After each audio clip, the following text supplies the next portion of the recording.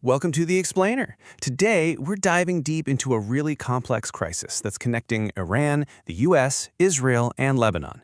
It's a tangled web of military standoffs, high-stakes diplomacy, and some incredibly fragile truces.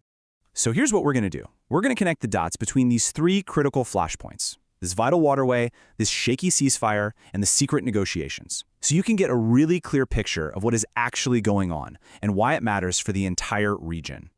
All right, so let's start with the most immediate crisis, the incredibly confusing situation right now in the Strait of Hormuz.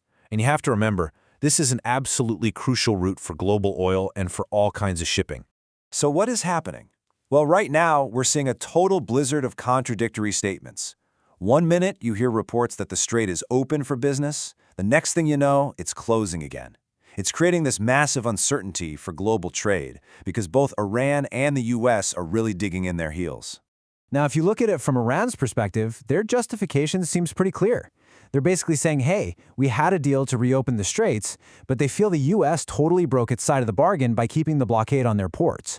It's just a classic, high-stakes diplomatic stalemate. And this isn't just talk, right?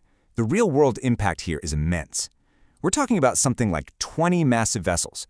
We're talking oil tankers, container ships that were literally told to turn around and go back after they'd already been told the strait was open. Commercial shipping is caught smack in the middle of this diplomatic tug of war. Okay, so from the chaos in the strait, let's shift gears and look at another connected front. This extremely fragile ceasefire that's somehow taken hold on the border between Israel and Lebanon. Now, to really get why this truce is such a big deal, you've got to understand what came right before it. I mean, this ceasefire follows a devastating 44-day conflict. It all started when Hezbollah fired rockets into Israel. And the Israeli response? It was a massive bombing campaign that left over 2,000 people dead and displaced more than 1 million people inside Lebanon. Just devastating. So here's the crucial point. This was not some mutual decision by Israel and Hezbollah to just stop fighting. No way. What we're hearing from the ground is that both sides actually wanted to keep going. The only reason the ceasefire happened is because their powerful allies, the US and Iran, put immense pressure on them and basically forced them to the negotiating table. And this conflict, it has just ripped open a deep and painful split right inside Lebanon itself.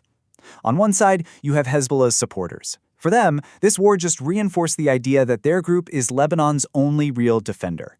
But on the other side, there is so much anger. They feel Hezbollah dragged the entire country into what they see as Iran's war, and they're just desperate for peace.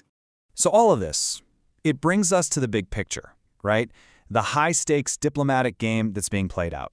Because the fate of both the Strait of Hormuz and the Lebanon ceasefire, well, it's all being decided in these secret negotiations between the United States and Iran.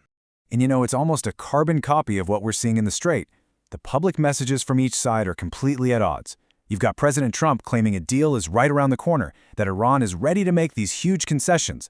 But then Tehran comes out and publicly denies all of it, saying that what Washington calls insignificant differences are, to them, deal breakers. But amid all of this public posturing, there is one little glimmer of hope.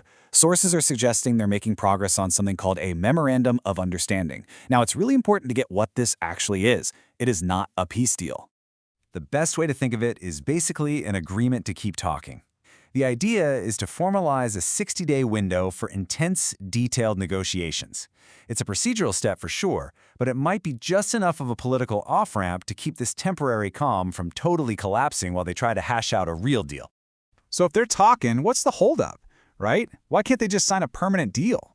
Well, that brings us to the core issues, the things that seem almost impossible to solve, that are at the very heart of this whole conflict. Look, a real lasting peace depends on solving these three huge problems. The US wants Iran's enriched uranium program gone, period. Israel is demanding that Hezbollah be disarmed, and Lebanon is demanding a full withdrawal of all Israeli troops. And on all three of these fronts, the sides aren't just far apart, they're on different planets. And you know, this quote from our correspondent on the ground, man, it just captures the mood perfectly.